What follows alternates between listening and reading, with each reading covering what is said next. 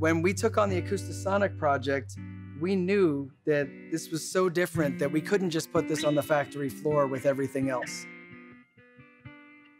Everything's different with an acoustic electric guitar. You have the wood husbandry, you have to worry about humidity levels, things that we don't have to worry about in the same way with electric guitars that are solid bodies. We're talking about thin spruce tops, etc. here. So we built a factory inside of our factory and scaled it up just like a startup company. Just in 3 short years here we are debuting the 3rd model, the Acoustasonic Jazzmaster, and it was amazing to watch it come to life.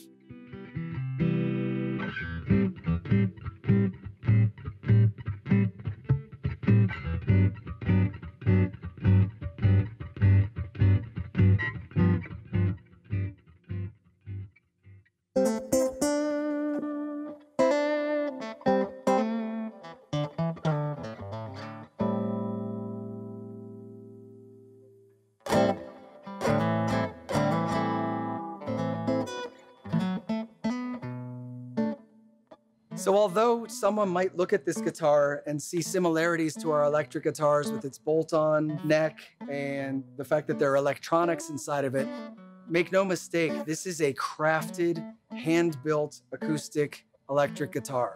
It has binding and bracing. It is completely engineered sonically for the top to vibrate and to play like an acoustic guitar.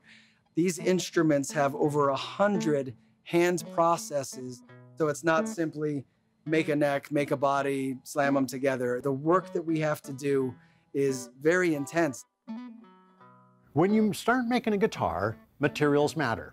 What the top is made out of, what the back and sides are made of, the neck, the tuners, the weight of the tuners, the type of fretboard material, the type of frets, the bridge, the saddle, the nut, everything matters. Mahogany is a wonderful guitar wood. Why? It's right where our vocal range is. If you think of my hands like an EQ, right? Bass frequencies down here, middle frequencies, high frequencies. Where's mahogany? Boom, right in the middle. That's right where our vocal range is. That's right where we sing, where we talk. The body is actually Fijian mahogany, which is plantation grown and sustainably harvested, which is good just from an eco-conscious level.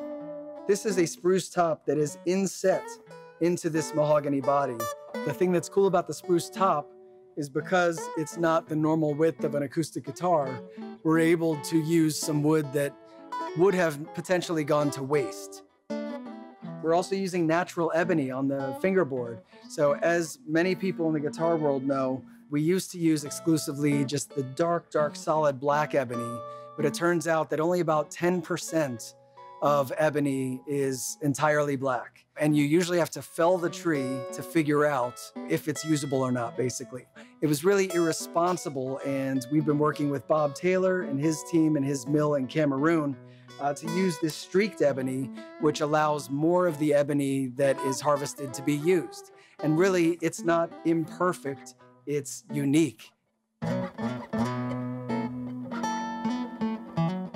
We used an open pore finish. This open pore feel allows you to feel the mahogany. You feel it while you play. The neck is open pore, and it's just got a thin, thin satin finish. You can feel this guitar against your body as you play. The whole thing's moving. So the materials matter.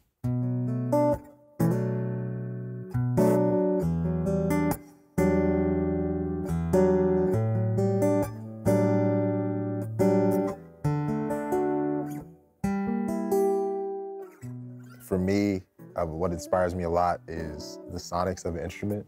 Like, you know, playing guitar with so many options, it's like one setting, like the overdrive setting might inspire you in a completely different way, artistically than, you know, something, you know, more along the lines of something more smooth or something more body-driven. The inspiration that comes from the sounds coming from it, and, you know, it's like a physical thing, but like with this too, like you get that option to like kind of mess around with that and try, you know, something out just by like going like that, you know, or doing that. You've got something different. I've also like really enjoyed the weight of this thing. The body shape is just also really sick. Were you guys thinking anything when you were thinking about kind of the weight of the guitar. Yeah, you know? yeah, that's something that comes up all the time, you know, and I think that definitely was a huge consideration, but, you know, part of that comes from, you know, wanting it to be that guitar that, you know, while it's got all this fancy electronics, that you can just like grab it off the shelf and put it on your lap and, you know, you can start playing on it.